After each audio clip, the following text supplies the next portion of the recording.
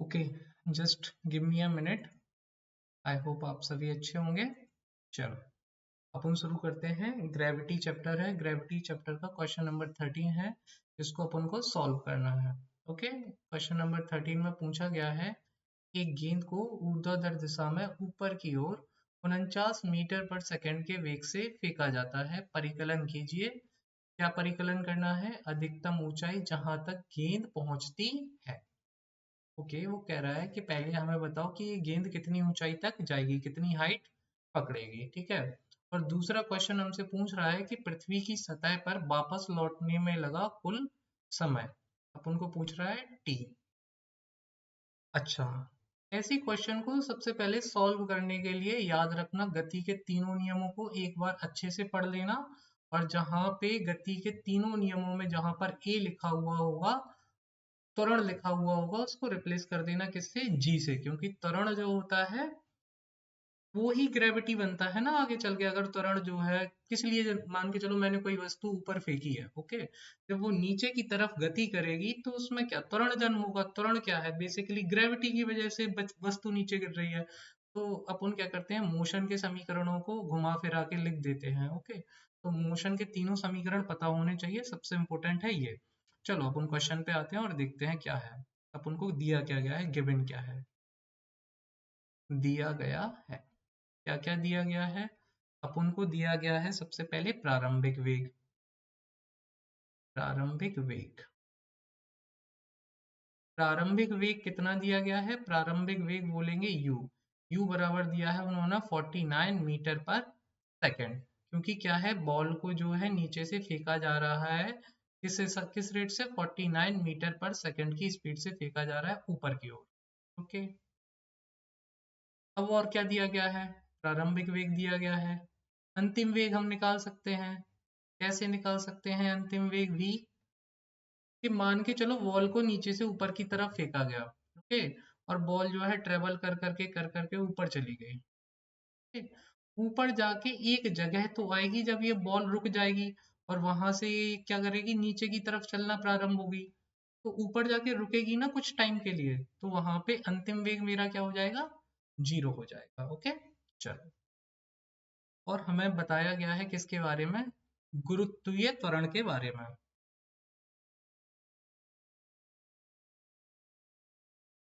गुरुत्वीय त्वरण क्या है? 9.8 मीटर पर सेकेंड होता है। लेकिन यहाँ पे अपन क्या लेंगे? -9.8 मीटर पर सेकेंड लेंगे, क्योंकि वस्तु ऊपर जा रही है और गुरुत्वाकर्षण क्या है, उसको नीचे की तरफ खींचने का प्रयास कर रहा है। ठीक है, जो ग्रेविटी है वो इसके अगेंस्ट काम कर रही है। ग्रेविटी क्या है, नीचे की तरफ लग रही है, इसीलिए अपन बोल रहे हैं कि वस्तु ऊपर जाने का प्रयास कर रही है, ग्रेविटी उसको नीचे की तरफ खींच रही है। तो क्या लेंगे अपन? वैल्यू लेंगे -9.8। इतनी चीजें इंपॉर्टेंट हैं। अब अपन हाइट निकालने के लिए इस्तेमाल करेंगे क्या? गति के तीसरे समीकरण का। एच को कैलकुलेट करने के लिए अपन करेंगे क्या? गति के तीसरे समीकरण का प्रयोग। गति के तीसरे समीकरण का प्रयोग।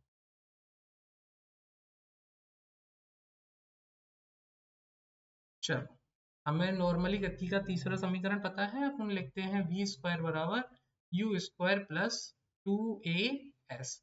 अपन को बस थोड़ा मॉडिफिकेशन करना है। यू स्क्वायर प्लस ए की जगह अपन को क्या लेते हैं? जी लेते हैं, और एस की जगह क्या लेते हैं? एच लेते हैं। अपन को बुक में दिया गया है एनसीईआरटी में, बस थोड़ा ध्यान देना है। ये जो त्वरण है वो एक्चुअल में ग्रेविटी है, और जो विस्थापन है एक्चुअल में हाइट है। अपन को बस यही फॉर्मूला अप्लाई करना है। अपन फॉर्मूला पुट करेंगे वी स्क्वायर बराबर u square plus 2gh। V square की वैल्यू हमें पता है, दी गई है, कितनी है? जीरो है। वी स्क्वायर ले लिया मैंने, जीरो का स्क्वायर लिख दो, कोई दिक्कत नहीं है।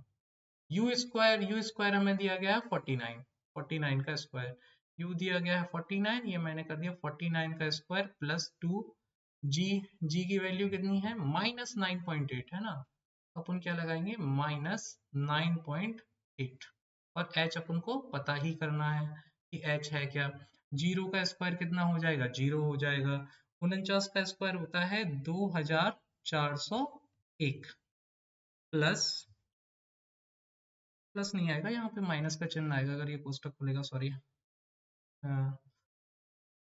ओके, इसको मल्टीप्लाई कर लेते हैं 9.8 को, तो ये हो जाएगा कितना, 8 दूनी 16 और 1 9 दूनी 18 और 1 19, तो ये हो जाएगा माइनस के 19.6 H।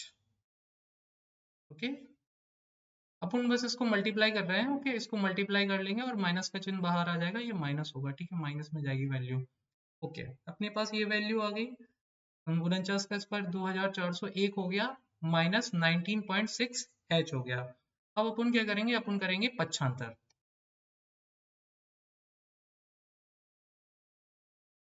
हाँ पे मिट गया, 49 का स्क्वायर है, मिट गया था, सॉरी। चलो अपन लिखेंगे पक्षांतरण करने पर, पक्षांतरण करने पर, पक्षांतरण करने पर,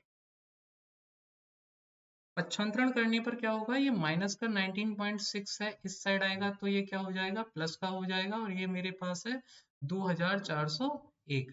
अगर मैं h बराबर लूंगा तो ये क्या हो जाएंगे, 2401, 2401 अपॉन 19.6, और जब अपन इसको सॉल्व करेंगे तो निकल के आएगा 122.5।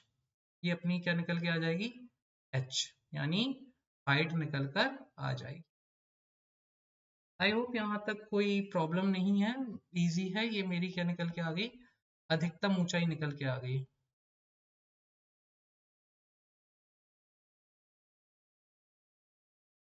चलो, पहला अपन ने सॉल्व कर लिया, प्रॉब्लम पहली सॉल्व कर ली। हमने बस क्या किया, गति के तीसरे समीकरण का प्रयोग किया, वैल्यूज को पुट किया, यू स्क्वायर यानी 49 अपन को दिया है, 49 का स्क्वायर कर लिया, यहाँ पे मल्टीप्लीकेशन किया, फिर अपन क्या किया, पक्षांतर किया, वैल्यूज को इस साइड ले गए, ये प्लस की हो गई, डिवाइड करते हैं और हाइट निकल के आ जाती है 122.5। ये तो मेरा वन पार्ट सॉल्व हो गया, है ना। अब अपन करते हैं सेकंड पार्ट को सॉल्व, और सेकंड पार्ट में वो पूछ रहा है पृथ्वी की सतह पर वापस लौटने में लिया गया कुल समय। कुल समय प्राप्त पता करने से पहले, है ना, तो कैपिटल टी है, पता करने के से पहले हमें पता भी तो होना चाहिए कि टी है क्या। देखो, थोड़ा सा ध्यान देना, जैसे मान के चलो मैं कलर चेंज कर लेता हूँ एक बार, थोड़ा इधर देखते हैं। बॉल थी, ठीक है, ये बॉल पहले ऊपर गई, ऊपर जाने में लगा हुआ समय होगा t1। ये बॉल ऊपर जाने के बाद वापस आएगी, है ना, तो क्या हो जाएगा t2। t1 और t2 ये मिला के ही तो कुल समय होगा, डबल टी। लेकिन उससे पता करने से पहले मुझे एक बार तो पता चलना चाहिए कि ऊपर जाने में समय कितना लग रहा है ना। मैं इनको जोड़ दूंगा और कुल टी निकल के आ जाएगा, लेकिन उससे पहले मुझे पता तो होना चाहिए कि टी कितना लग रहा है, ऊपर जाने में समय कितना लग रहा है। मैं उसका डबल कर दूंगा, क्योंकि ऊपर जाने का समय नीचे जाने का समय निकल के कुल समय निकल कर आ जाएगा। ओके ओके, तो उससे पहले कॉम्प्लिकेट नहीं करते हैं चीजों को, अपन पहले टी निकालते हैं, समय निकालते हैं।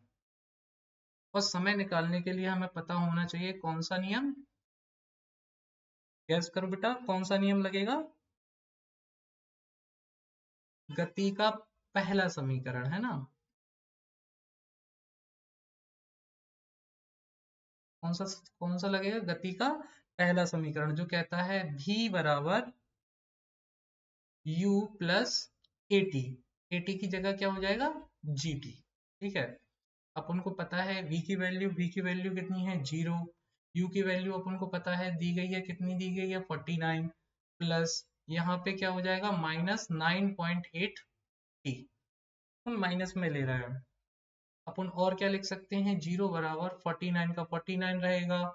अच्छा, यहाँ पे अपन को देखना है, इसको सॉल्व करेंगे, प्लस माइनस क्या हो जाएगा, माइनस हो जाएगा 9.8 t।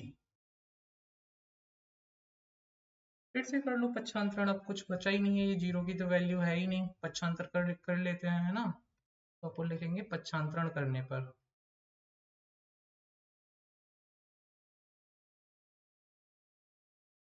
अगर पक्षांतरण करेंगे 9.8 को इस साइड लेके आएंगे, ये क्या हो जाएगा, 9.8 t बराबर 49।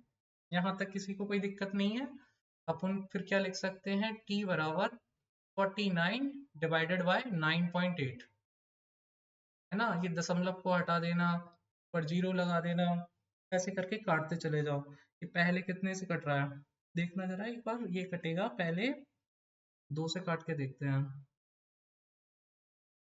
48, 49, हाँ 2 से कट जाएगा ये, ऊपर ये कट जाएगा 2 से, है ना। 2 से काट के देखना, ये जाएगा 2 दूनी 4, 2 चौको 8, और एक और जाएगा 2 पंचे 10, 245 में, है ना। फिर ये किससे कट जाएगा, 49 और 245, ये 7 से कट जाएगा आई थिंक, है ना।